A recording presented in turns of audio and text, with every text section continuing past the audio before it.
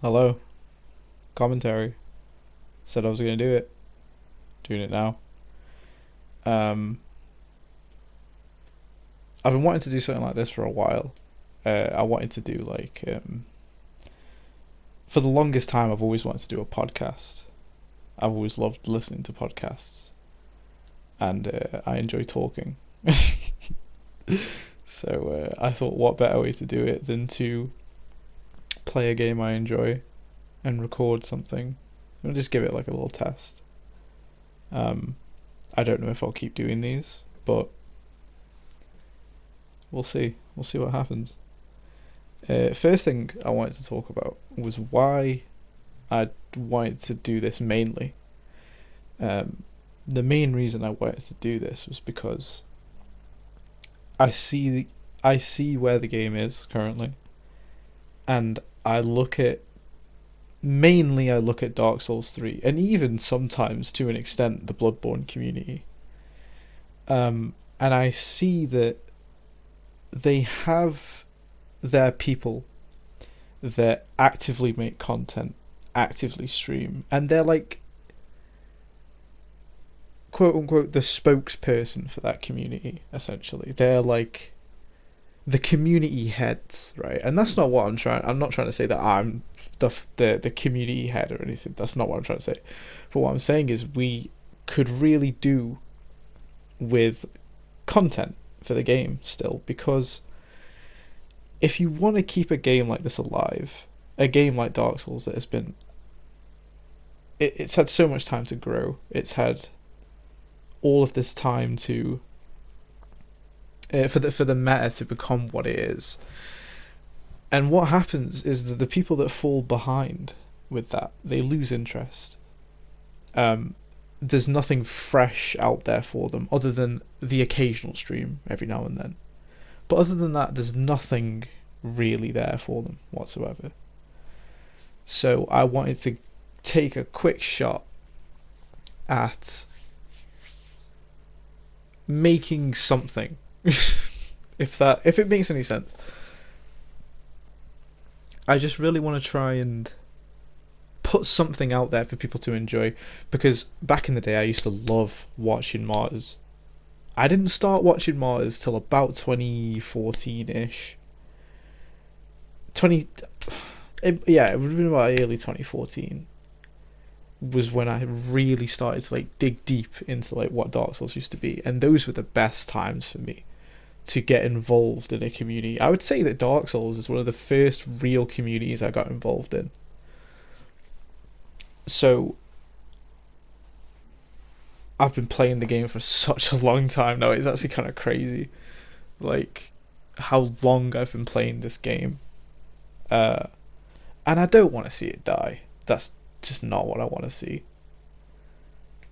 So if I can do even the slightest bit for the community, I've always tried, whether it be with Discord servers and hopefully stuff like this. So hopefully that will it'll help maybe. Uh, Another thing, I get asked a lot, like a lot. Should you buy the Japanese version of this game? For those of you that don't know, if you have the Japanese version, you can play with Japanese players. If they play on local or global, it doesn't matter. They cannot avoid you. They are essentially forced to play with you. That was okay. That was an okay thing to do back in the day when it actually made a significant difference to your activity. These days, the Japanese community are very open to playing with people outside of Japan because they understand, like I do, the game is not what it used to be. The game is very much surpassed its prime, and it has for a long time. It really has. Do I think getting the Japanese version is worth it? I really don't. Especially if you've already got the game. I know people that have already purchased the game and they're debating on whether to get the Japanese version. I'm telling you now, it is not worth it. You shouldn't do it, because a lot of the best players, in my opinion, are playing on the English version, America, European version, it doesn't matter. And everyone plays on global, including, from what I've seen and from what I know of the Japanese players that I do frequent with, they all play on global. Um, the only reason I would suggest getting a Japanese copy of this game is if you don't already have a copy of it on PS4, because I know there are a few people transitioning over from PC and especially Switch. We've got so many Switch players coming over to PS4. If you do not have a English version of the game, then yeah, get the Japanese version, because you wouldn't be wasting any money there because you don't have the game in the first place. And you would see more activity, you really would. There are a lot of Japanese Gravelord events. They do a lot of these event type things. And it's a great way to get involved with a good amount of players, like players that you wouldn't normally see. Because, like I said, not all of them play on global, but the majority of them, they play on global because the game is just not active enough for them to play on local anymore. Because a lot of them have moved on as well. They've moved on to like Apex Legends and other stuff. So the Japanese version is worth it if you don't already have the game. If you do already have the game, you would be wasting. For me, buying the Japanese version for me, it was like £50. So in America, that's like, I don't know. I'm not going to pretend to know, but I know it's more. It's just not worth it. You can get on the game on the English version, play with really solid players. I mean solid players. Like, everyone just kind of leeches off each other in the best way in this community, which brings me on to another topic, is the PS4 community. I don't think I could have picked a better place or platform to carry on playing this game. Loads of people have asked me when or if I'm coming to PC, and I always say, you know, it'll probably happen someday. I said the same on 360. On Xbox 360, when people like Zane, Moth, Fisto, all those people were going over to PC. Atlas, all those people, when they were going over to PC, I was so working on making my way towards there. In 2017, I probably it was when I was really shopping around for parts, but as it stood, things happened. I couldn't afford it anymore.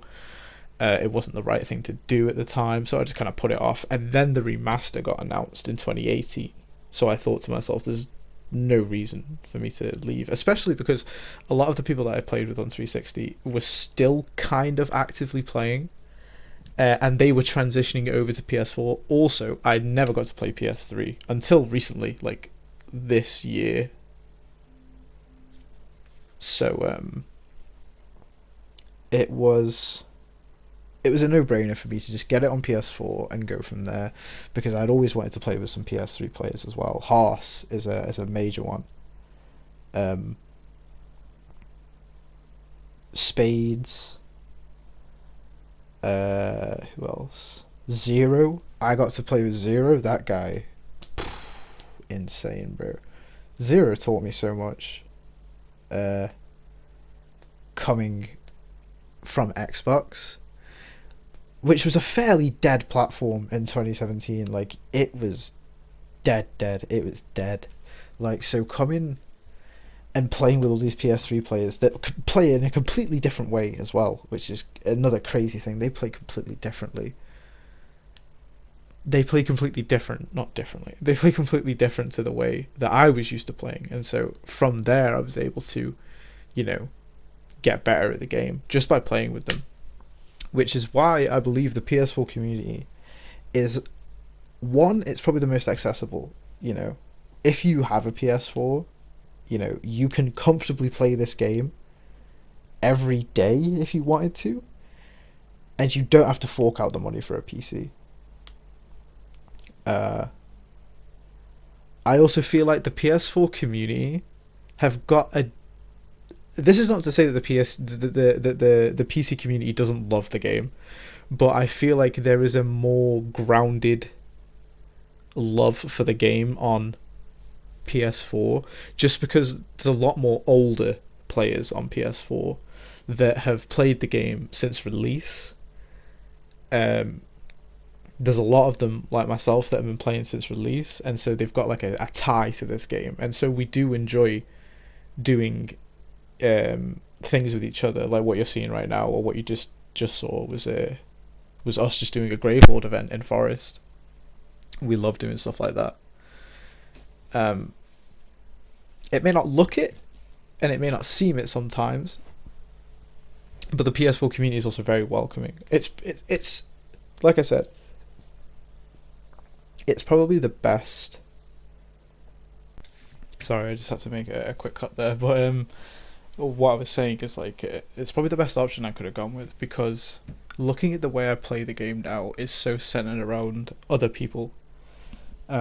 Which is not to say I don't play the game by myself. I still play the game, even in my spare time if I'm not busy. I will choose to play Dark Souls, really.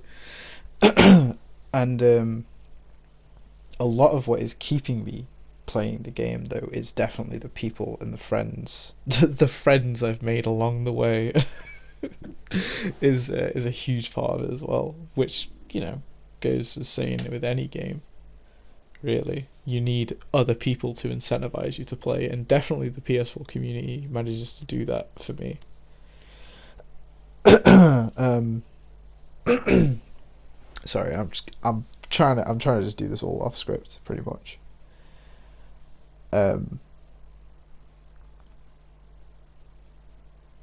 Definitely playing with other people is what keeps me going. What makes the game most enjoyable for me is playing with other people, and that again is something that keeps continuing to grow. You know, like the circle of players gets bigger and bigger and bigger. I think there's a group chat now on PS4 with like 60 people in there. I've left a few of them because sometimes it's quite like overwhelming, because it's always quite active. Um, but if it weren't for people like Sasha, like Hasu, like Spades, like Perp, um, I know I didn't name everybody. I know I didn't name everyone, but you know exactly who you are, the people I'm talking about. We speak like almost every single day, and we play this game almost every day. And it never really gets old. You know, some people might have a little bit of a moan. I moan myself, but it's crazy to think that a 9-year-old game still doesn't get old for us, you know.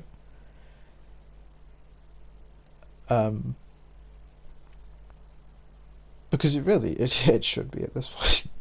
At this point, this game has like gone past its prime. Because there was nothing like that first experience into Dark Souls when we didn't know a thing. We didn't understand anything about what we were doing. Other than maybe the Demon Souls players, but I can't speak about that. I didn't play Demon Souls until this year. Dark Souls 1 was fresh for me, just going into it knowing absolutely nothing. And I didn't know a lot of what I know now until into the later years. Like I said, like 2014 when I started watching Martyrs was when I got into like all that fancy kind of PvP type stuff. Didn't seriously get into the meta until about 2015-16.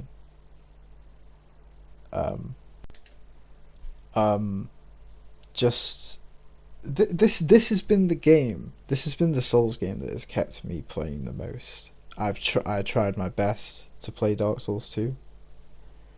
I tried my best to play 3, Bloodborne.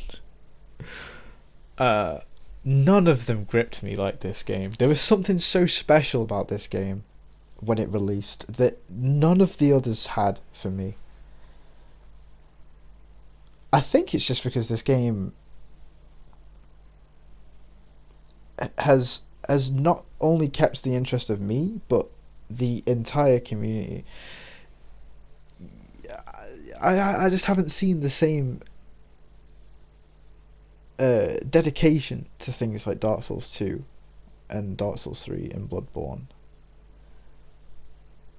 in the way that it was back in the day of Dark Souls 1. I don't know if I'm making any sense to anybody. But what I'm trying to say is like, this game is very special, and there's a reason why people keep playing it. It's because there's so much of this game to discover. For a new player, this game is so overwhelming. Which brings me onto another topic that I was thinking about: future content. I've let this channel die because of laziness, really. I didn't really have any ideas either. There was no, actually, that's a lie. I had ideas, but I wasn't sure how I was going to execute them, and I was also dealing with a lot personally in life. I'm not going to get into that. That's not what this is about. But what I'm trying to say is I want to make content more catered more catered to the people that are interested in learning this game. Because if you go and watch tech videos today, there are some of them that are still brilliant to this day, and then there are some of them that are quite outdated. There's also things that I don't know if you necessarily call tech, but more mindset kind of things, or like things that everyone should be including in their playstyle if they want to get better at the game. Because Remaster just has this, it has this like this whole thing of like, I'm going to invade you, and for the next 10 minutes I'm going to run around in a circle attempting to pivot BS you, and if you backstab me, if you punish my pivot, I'm just going to run away and heal. There's a lot of that, and at times it can get very, very boring. But I think a lot of that is just frustration and people not knowing how stuff like that works, because the only thing that they've had to utilize are the tech videos, and they don't explain a lot. These tech videos really don't explain a lot these days, because what the game was then. Imagine if somebody explained BS Escape to you now instead of the way it was explained back in the day. Back in the day, when we first found out about BS Escapes, all you saw were people strafing each other accidentally getting BS Escapes, because we didn't actually know how it worked. But we have the information now about how it works, but there's no actual up-to-date video of how to properly execute them. So what you have is new players will come to this game and they will watch videos, streams and stuff, and they will just imitate gameplay. And then when it doesn't work, they give up, because there's nobody explaining to them what they're doing wrong, or what they could be doing better. And that's not to say I'm going to become like a fucking preacher or nothing, but I would like to upload content that is a little bit more up to date, that people can watch, and hopefully it can help them and give them more incentive to carry on playing the game. Because like I said, I don't want to see the game die. Like I feel like I could put things forward, because I don't see anybody really doing it anymore, because a lot of the dedicated players that used to make those videos don't make them anymore. And don't fucking tell me that you're gonna link a new player a fucking spreadsheet. Sorry, Zoc. Sorry to piss on your parade there. But no, not just that. But what I'm saying is, a spreadsheet isn't going to help anybody. It just isn't going to help anybody. What people need is things explaining to them, and hopefully I can do that in the future. if I find the time and if I can be asked, because sometimes I can be quite lazy. Um, what else could I talk about? Oh yeah, Elden Ring, Pog Ring. Um, I'm excited for Elden Ring. I don't share the same opinion. I've had to make so many cuts. I promise. I promise the next one will be better, if there is a next one. But what I was saying is, I don't share this opinion that the Elden Ring is going to be like Dark Souls, like Dark Souls 3. It's just basically a carbon copy, fucking copy paste Dark Souls 3. I feel that there is enough, just from playing the network test, I feel like there is enough there to set Elden Ring aside to be its own game. Like how Bloodborne is. Bloodborne is very much its own game. It's played differently. It's got its own rules. I'm not going to go too much into Bloodborne because I don't understand the game enough to even comment on it. I'm sure there's people that I know that play Bloodborne that are watching this and they're like, you better stop, you better shut up, you smell funny and you don't know what you're talking about, and they are right. But what I'm trying to say is, Elden Ring looks like that. It looks like it's gonna be its own thing. Because it's incorporating a lot of things from past Souls games, but in conjunction with each other, I feel like they are going to they're going to change the way the game is played. Things like jumping attacks, power stancing coming back, passive poise coming back. Passive poise looks like it's going to be a lot less threatening, though. I feel like the poise rates are going to be really high for that game. Because in the network test, me, Hasiru, a couple of other people, we were using like the heaviest setup you could currently get, and the only thing we could like tank was like a two-handed katana R1. But again, we couldn't actually see the poise values. We couldn't see the amount of poise you were getting, and we couldn't see the amount of poise you'd accumulated with what you were wearing. So you couldn't see your total poise or anything. So it was just like a stab in the dark, basically. But I do feel like Elden Ring is gonna be something special. One thing, and I say this to everybody, From has not missed with an IP, in my opinion. Sekiro, banger. Dark Souls 1, banger. Demon Souls, banger. Bloodborne, banger.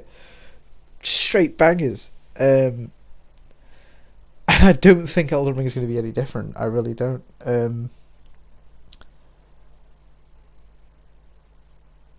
I'm very hopeful for it.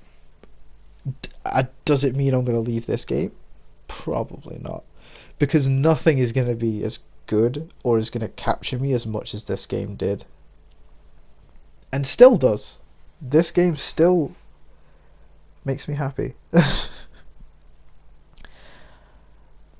And going back to future content, that's why I want to make content, because I do still love this game a lot. And I want to see it grow more, because 9 years just ain't enough, baby. It's not enough. It's not enough. I want to help the community. I don't want to be one of those people that just sits around moping about it. There are people that don't even play this game anymore that will comment on it. Oh, the game's dead. There's no more good players. The players just ain't what they used to be anymore. All this fucking dog shit. They haven't played the game. They don't touch the game anymore.